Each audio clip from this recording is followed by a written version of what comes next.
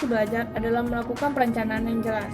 Jika kamu tidak melakukan perencanaan yang jelas, kamu tidak tahu apa yang harus kamu lakukan selanjutnya.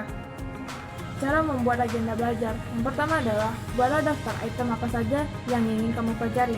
Yang kedua, batasilah setiap item dengan jumlah waktu tertentu. Yang ketiga adalah buatlah agenda harian, mingguan, dan bulanan. Yang keempat, dengan membuat agenda belajar, kamu menjadi fokus dan tahu mana yang harus diprioritaskan, sehingga membuat waktu kamu dan cara meningkatkan motivasi belajar kamu menjadi produktif dan efisien. Yang kedua, pahamilah bagaimana gaya belajar kamu. Setiap orang memiliki gaya belajar yang berbeda-beda, dan setiap metode pembelajaran memiliki kelebihan dan kekurangannya masing-masing. Berikut beberapa kiat mengenai gaya belajar. Yang pertama, visual. Gunakan gambar dalam belajar. Pembelajar visual bisa belajar dengan baik dengan menggunakan foto, gambar, atau penataan berulang-ulang.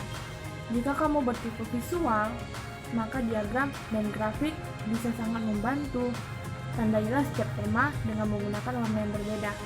Kamu juga dapat menggunakan flowchart ketika mencatat suatu hal untuk mendapatkan gambaran yang jelas tentang konsep tertentu. Yang kedua, auditori. Mendengarkan musik saat belajar. Pembelajar auditori bisa belajar dengan baik melalui bunyi. Gunakanlah rekaman pembelajaran dan memutarnya kembali.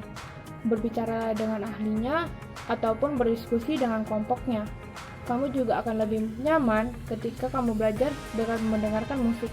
Yang ketiga, kinestetik. Pembelajar kinestetik akan belajar dengan baik melalui penggunaan badan, lengan, ataupun keterampilan. Kamu dapat melatih diri dengan mencari kata-kata untuk memperkuat pembelajaran, menggunakan komputer untuk mengetes kemampuan, dan mengingat suatu hal ketika sedang berjalan. Untuk kamu yang belum mengetahui bagaimana gaya belajar yang baik, kamu bisa mencoba semuanya. Gunakanlah gaya belajar yang menurutmu paling nyaman agar cara meningkatkan motivasi belajar kamu lebih menyenangkan. Hindari gangguan selama belajar. Untuk menciptakan suasana belajar yang baik, hindarilah gangguan sebisa mungkin. Buatlah aturan untuk tidak bermain gadget, membuka sosial media, dan melihat televisi selama waktu belajar. Jangan duduk di samping orang yang berisik atau orang yang mencoba mengajak mengobrol dengan kamu. Lihatlah di sekeliling kamu dan pastikan tidak ada sesuatu yang tidak dapat mengalihkan perhatian ketika kamu sedang belajar. Belajarlah dalam suasana yang baik. Sebenarnya tidak ada namanya suasana terbaik. Mengenai hal itu hanya kamu yang bisa menentukannya sendiri. Sebagian orang memilih belajar di suasana santai, kedai kopi. Beberapa lagi memilih suasana yang benar-benar sunyi seperti kamar tidurnya. Ada juga yang nyaman belajar di taman atau suasana outdoor. Dan mungkin juga merasa lebih mudah jika berada di perpustakaan. Nah, mulai sekarang, cobalah menentukan suasana yang menurut kamu paling baik. Dengan begitu, motivasi belajar kamu perlahan-lahan namun pasti bisa meningkat dengan sendiri.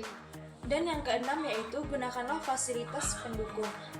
Fasilitas pendukung itu dapat berupa laptop, smartphone, ataupun guru yang ada di sekitar kita yang dapat kita tanyakan, ataupun buku yang ada di perpustakaan yang dapat kita gunakan dengan mudah.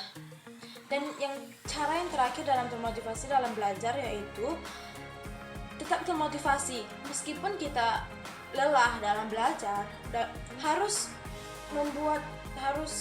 percaya kepada tujuh yang sudah kami jelaskan tersebut dan harus menerapkannya, karena tidak ada orang yang sukses tanpa melakukan.